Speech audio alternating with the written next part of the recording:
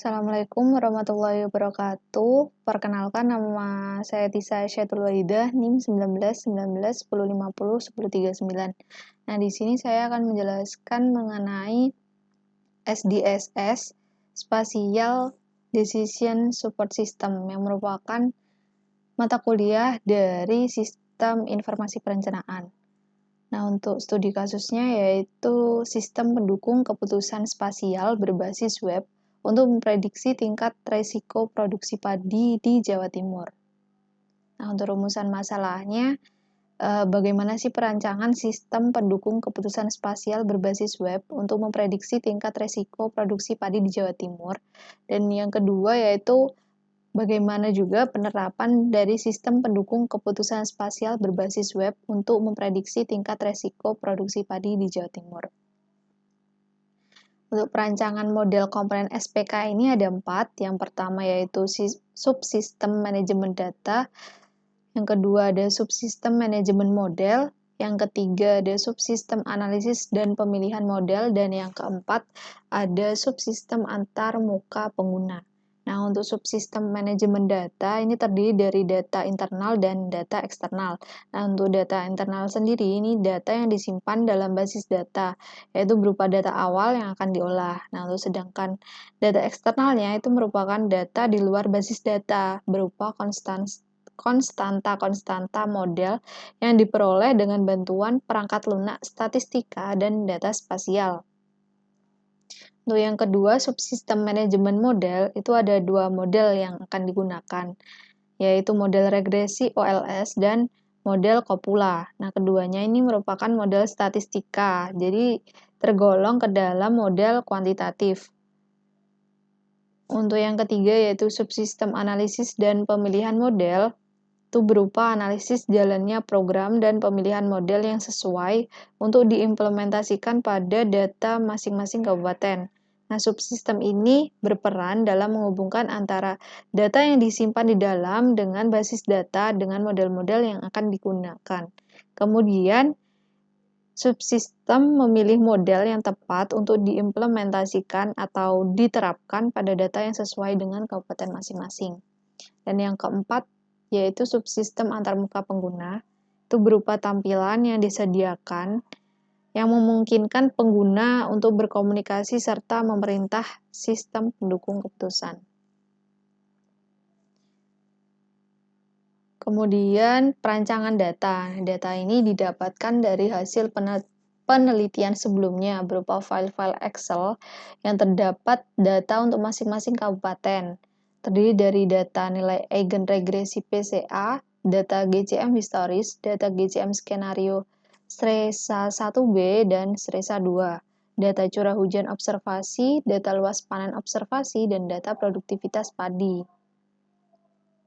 Kemudian data-data tersebut disusun sesuai dengan desain basis data agar memudahkan pengolahan data. Terus kemudian ada perancangan komponen model sesuai karakteristik dari SPK, yaitu memasukkan sedikitnya satu model. SPK ini akan menggunakan model regresi OLS dan Copula yang tadi dan digolongkan ke dalam model kuantitatif. Nah, model regresi OLS ini sebenarnya digunakan untuk memprediksi curah hujan berdasarkan data GCM. Sedangkan untuk yang model Copula itu digunakan untuk memprediksi luas panen dari data curah hujan. Kemudian ada analisis dan pemilihan model. Ini berupa analisis arsitektur program serta pemilihan model yang sesuai untuk diimplementasikan pada data masing-masing kabupaten studi kasus. Analisis arsitektur ini digunakan untuk menjelaskan jalannya program dari data yang sudah siap diproses hingga mendapatkan hasil berupa tingkat resiko produksi padi. Nah, langkah terakhir nanti akan direpresentasikan hasilnya ke dalam bentuk peta tematik yang menunjukkan prediksi tingkat resiko produksi padi masing-masing kabupaten. Kemudian untuk penerapan sistem pendukung keputusan spasial berbasis web, itu ada 5 langkah, yaitu persiapan data input, penentuan nilai prinsipal komponen, prediksi curah hujan skenario, prediksi luas panen skenario, dan penentuan nilai produksi. Untuk persiapan data input sendiri, ini menyiapkan data yang dibutuhkan seperti data curah hujan GCM model CSIRO yang terdiri dari historis dan data skenario. Data historisnya itu berupa data grid tahun 1982 sampai 2000, sedangkan untuk data skenario-nya itu berupa data grid tahun 2001 sampai 2050. Nah, masing-masing itu terdiri dari grid 1 sampai grid 9. Terus yang kedua ada penentuan nilai prinsipal komponen. Nah, nilai prinsipal komponen ini adalah hasil dari pengolahan data grid dengan nilai eigenregresi PCA.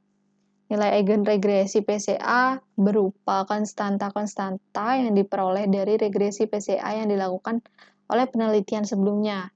Nah, nilai PC1 dan PC2 dihitung untuk masing-masing kabupaten.